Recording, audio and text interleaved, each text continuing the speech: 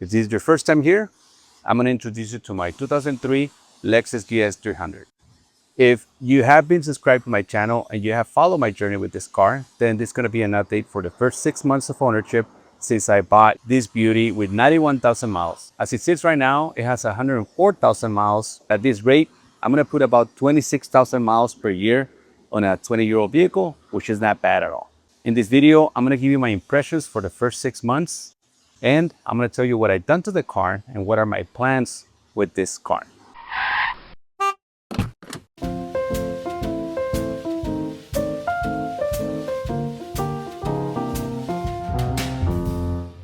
What were my expectations in buying this car? Well, they were pretty high, number one, because I paid a lot of money for this car. I paid $7,500, and even with 91,000 miles, when I appraised it at Kelley Blue Book, it said that I should have paid $2,000 less. Yes, it was a single owner vehicle. Yes, it was in great shape, but I was paying a lot of money for it. Number two, it's a Lexus. So Lexus are supposed to be reliable. And this is probably the most reliable era of Lexus. Another thing is, he replaced a 2007 Acura TSX that I had. The vehicle was amazing. I kept that vehicle for shy of 2 years, but the only flaw that that vehicle had, it was that it was an Acura. And Acuras are loud. And remember, I'm old, so when I get on those long trips, I expect my vehicles to be quiet. That's why sometimes I pay a little bit extra for premium vehicles, because I want that quiet cabin. And the Acura was not quiet. Another thing that it was a front-wheel drive. So this is a rear-wheel drive. To me, this is a definite upgrade. I don't keep vehicles long, and I don't know how much longer I'm going to keep this vehicle. It's only been 6 months, but I had no reason to get rid of it because I loved the Acura. I was enamored with that vehicle, and this vehicle is an upgrade to that other vehicle. And not only did I pay a lot of money for it, I also invested a lot in suspension and upgrades, which threw this car to over $12,000. So I'm married to this car.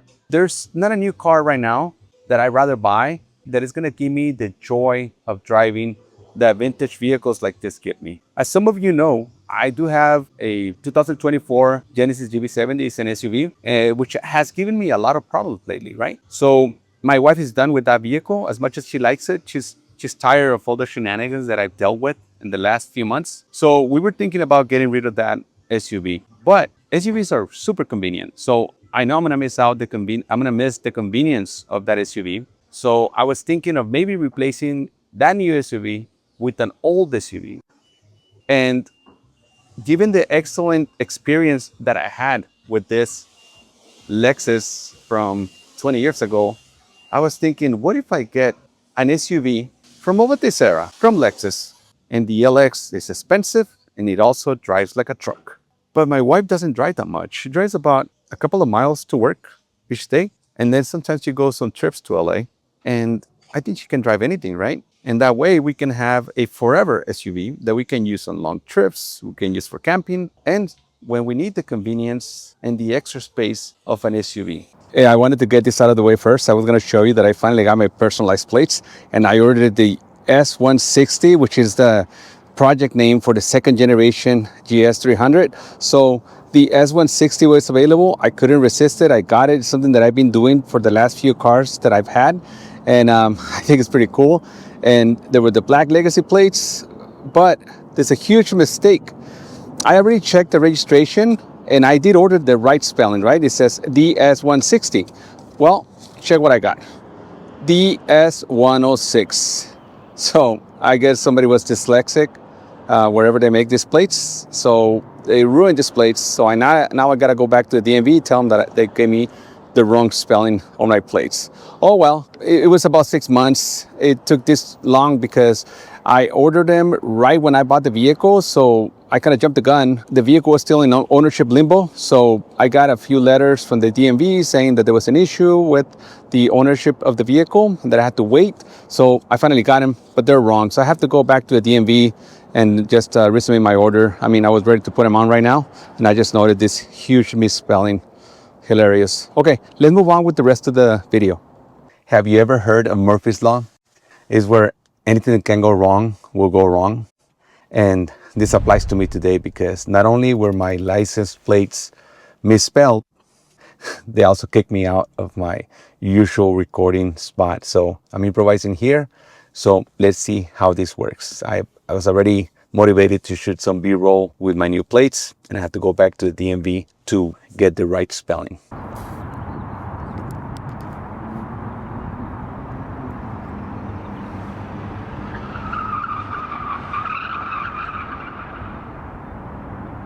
Let's make the best of this. Why did I choose a 2003 Lexus GS300? In my opinion, it's the best midsize premium sedan from its era. Let's talk about the specs. This is a second generation GS known for its timeless styling and legendary reliability. Under the hood, we've got the 2JZ engine. It's this inline six. Now, this is not the turbocharged version that you might find on the Supra, but it's a smooth and refined and incredibly durable power plant. It puts out around 220 horsepower and 220 pounds-feet of torque, which is plenty for a daily driver and cruiser. I know that these numbers are not going to impress anybody today, but back in its day, it had the similar output to whatever it was competing against. And it's paired to a 5-speed automatic transmission that is very smooth shifting. This car is rear-wheel drive, giving it that classic balanced feel on the road. I do believe that it's missing that extra gear that came with the third generation GS, but that third generation GS did not get this inline six. This was the last GS to get this legendary engine. Inside, you get this classic Lexus treatment with leather seats in near perfect condition, glossy wood trim, and all the creature comforts you would expect from a premium sedan from that era. Things like automatic dual zone climate control, heated front seats, and a functioning but otherwise obsolete CD changer, single touch window controls and sunroof, and a comfortable ride. They're all standard. Now, is this a good car? Well, first off, it's very reliable. The 2JZ engine is known to go hundreds of thousands of miles with proper maintenance, so at 104,000 miles, this baby has plenty of good years ahead of it. You will often find this engine listed as one of the best engines ever made. I had it in a 1993 Lexus GS300 that was in similar condition. That one had the same engine, just a 4-speed. And it was super reliable until it got T-boned at 150,000 miles. In the first 6 months that I've had this, I've done the usual oil changes and kept it clean, but that's about it. I rarely check the fluids. This car has been absolutely bulletproof. No unexpected repairs, no warning lights, just smooth, reliable driving. And remember that at the very beginning of my ownership, I replaced the suspension along with bigger wheels and tires. I did spend a lot of money on that. If I remember correctly, that was $3,500. But because of those upgrades, the ride quality is superb. It's comfortable, it's quiet, and it absorbs bumps with ease. Sometimes I even forget that this is an aftermarket suspension because it doesn't have that typical short wheel travel characteristic. It's very forgiving, and the tires are a bit louder than the stock ones for the smaller side profile, but it's a small sacrifice for what I get in return for handling and looks. The original suspension has seen better days, and the ride was too soft and erratic. This wheel and tire setup fit my personal taste. It's just slightly wider and bigger than stock. Originally, I planned to add spacers to the rear wheels for a more aggressive stance, but I don't even know if I'll do it. It's a fantastic daily driver and a great car for long trips. I've taken it to Texas, I believe, twice, and that means 1,700 miles round trip.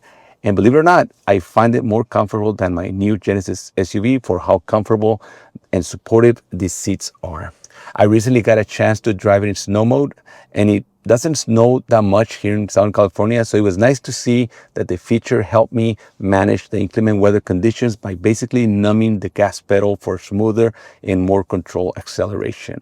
I've had many Lexus cars that had this feature and never actually had a chance to use it for what it's for. Every once in a while, I take my elderly mom to her medical appointments, and that usually means 600 miles in a day. My mom has some mobility issues, and that's where this GS may fall short in comfort and convenience because the front seats do not slide back enough to find my mom in comfortable position for her legs for those long drives. And her walker and the wheelchair barely fit in the smallish trunk. And I bring this up because not everybody who gets a second generation GS wants the same things out of it. For me, my cars need to do most things. I put too many miles on them, so they need to be functional.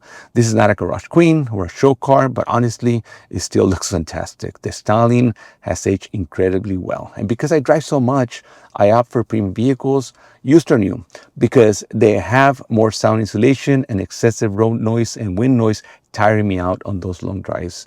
And this GS300 is that quiet vintage vehicle that does a great job at being my daily driver. So if you were to ask me if I recommend this car, think that for me, it's just a car. I don't race it. I don't plan to modify the internals of the engine. It's just my primary car and that's it. I have spent a lot of money on it. So if you want a car this clean, it's going to cost you. Whenever I see these cars on the road, they're usually not upkept like mine. So that person is getting the same out of their car for a lot less. I also see fine examples that are too modified for my taste. And you can tell that these people have devoted a lot of time and money to the projects. So to each their own. Over the last 6 months, I've used this car for everything.